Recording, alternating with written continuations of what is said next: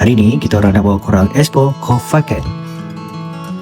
Kita orang bertolak seawal pagi 6 pagi dari Abu Dhabi. Perjalanan lebih kurang 2 jam 30 minit.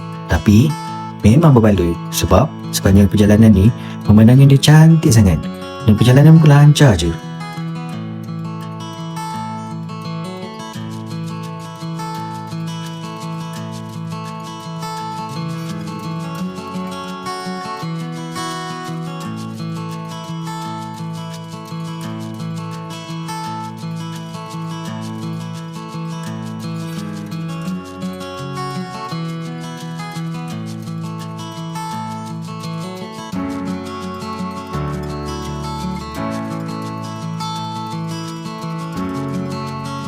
Sampai je dekat Kofakan, first kali kita singgah dekat Kofakan Beach.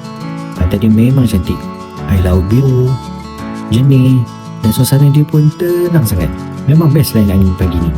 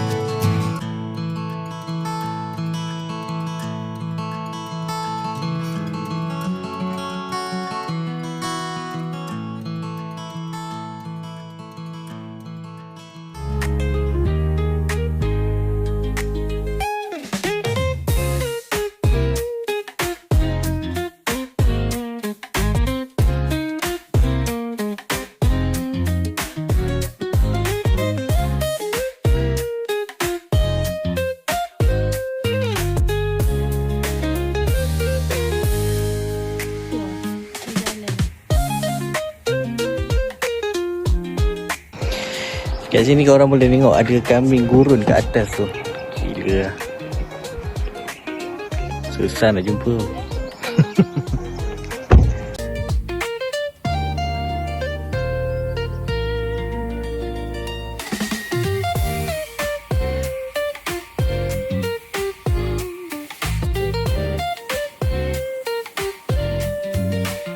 Lepas tu, kita naik ke Najm Al-Mixar Heritage Hotel. Dekat sini memang antara point view yang paling cantik. Dari atas bukit boleh nampak keseluruhan Kofakan Beach dengan gunung ganang di sekeliling. Memang puas hati. Ambil gambar pun setiap sudut semua ni cantik. Lepas menikmati pemandangan, kita orang terus ke Al-Rafiq Sadam. Tempat ni memang wajib singgah kalau datang ke Kofakan. Korang boleh naik kayak atau paddleboat sambil menikmati pemandangan tasik yang dikelilingi gunung. Memang tenang dan rasa nyaman sangat. Overall, memang berbaloi datang Kofakan.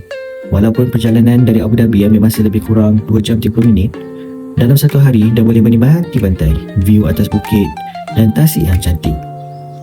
Kalau korang datang UAE, memang wajib masukkan Kofakan dalam senarai tempat yang korang kena pergi, okay? Jom, lain dulu vlog kita.